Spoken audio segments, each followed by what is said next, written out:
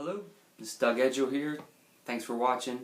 In this video we are going to cover minor pentatonic scales and how they overlap with their respective caged forms.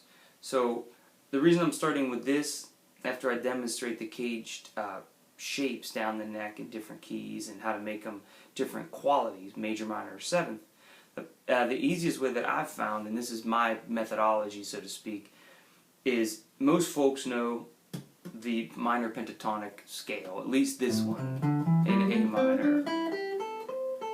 Okay, so it stands to reason for me, why don't we start there, instead of using the natural minor scale or the natural major scale. Let's just stay with the pentatonics and kind of layer this together.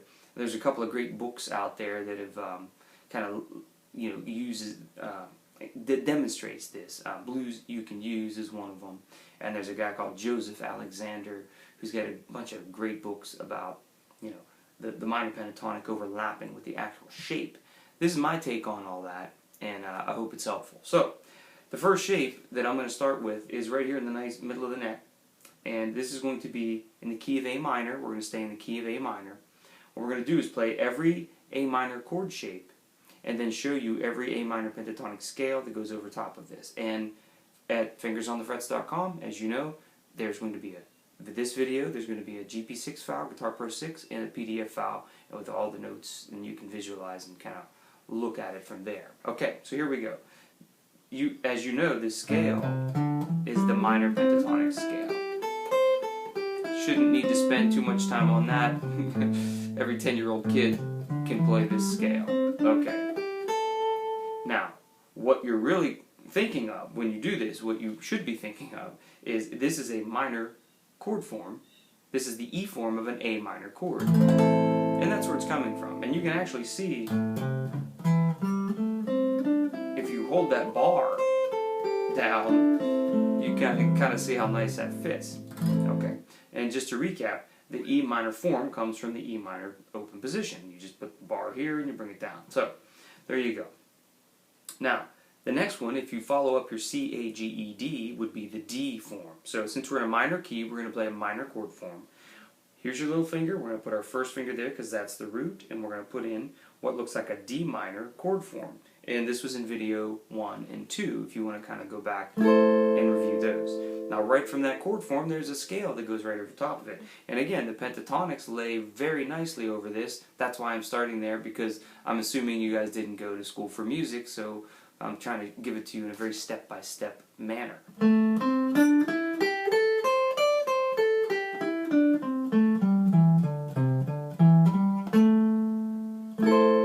if I held the bar there, so to speak,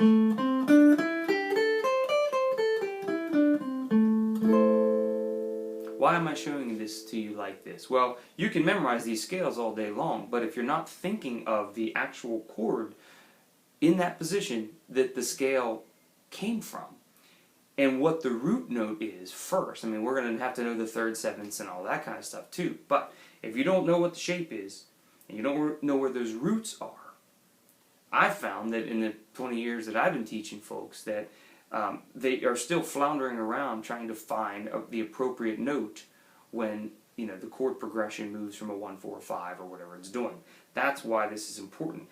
Different than just saying, okay, this is a scale, this is a scale, this is a scale, and not telling you where the scale came from. This is where it came from. There's a shape. Okay.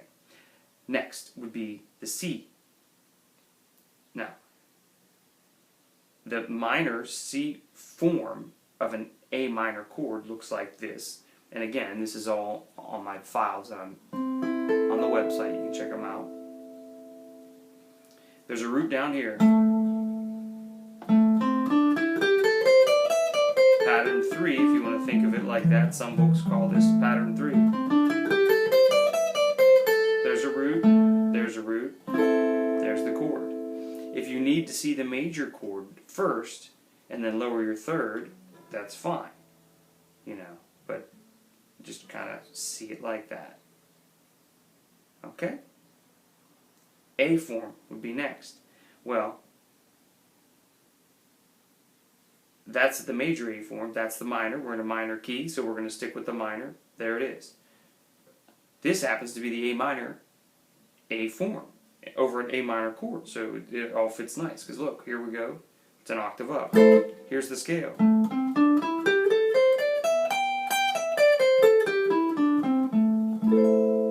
And then the G would be this. This is the major. Remember, I like to play this minor 11 chord because I think it sounds really cool, and it kind of pushes me down into this region of the guitar. So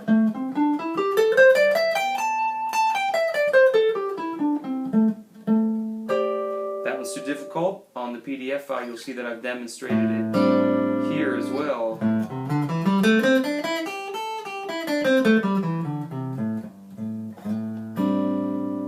So, more quickly now.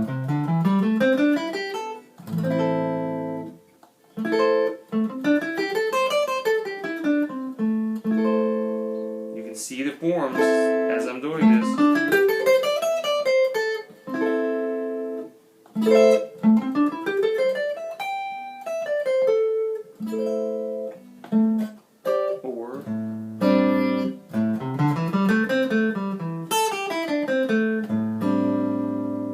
Okay, so what I've done was internalized, or I call it labeling the neck.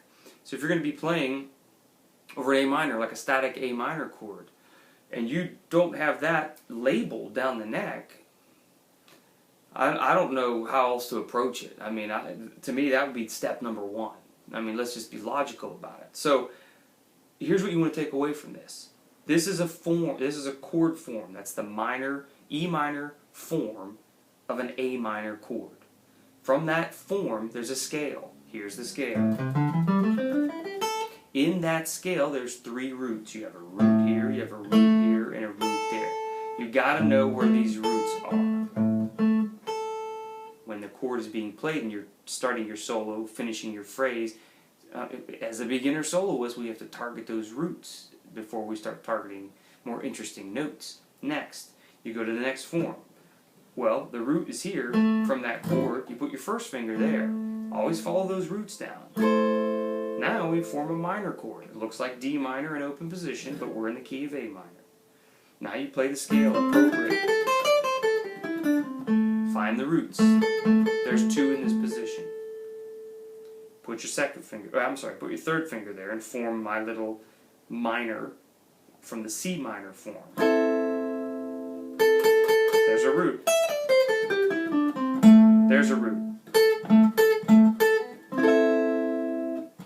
Find the next root. Play the next form. It's a A minor form over an A minor chord. Find the roots.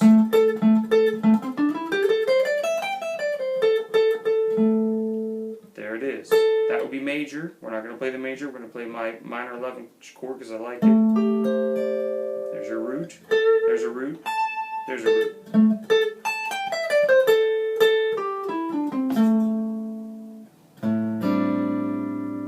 That's your goal. But then you have to do that in different keys. So you want to try to...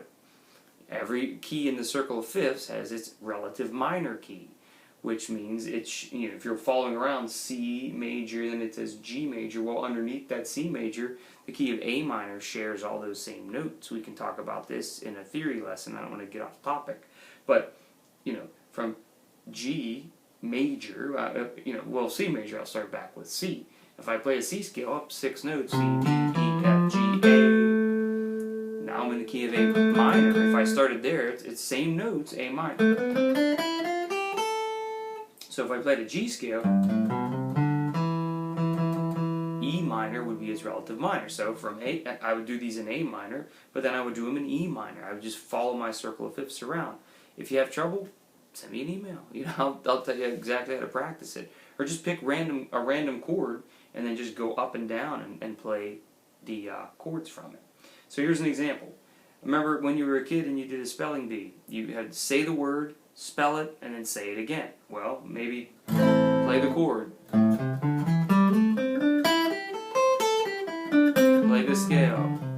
Play the chord. Play the next chord.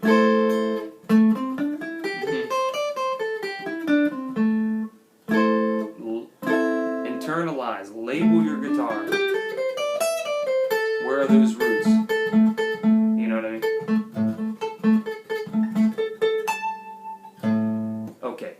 going to do another video next, and we're going to talk about how to practice what I just told you here, sticking with the minor pentatonics and their related cage form shapes. Now we're going to apply this, practice it a little bit, and show you how to apply it. And then the next practice after that, was practice number 2, will be how to apply it over the 1-4-5 progression. So we got a lot of work to do. So keep watching, keep practicing. See you in the next video. Thanks.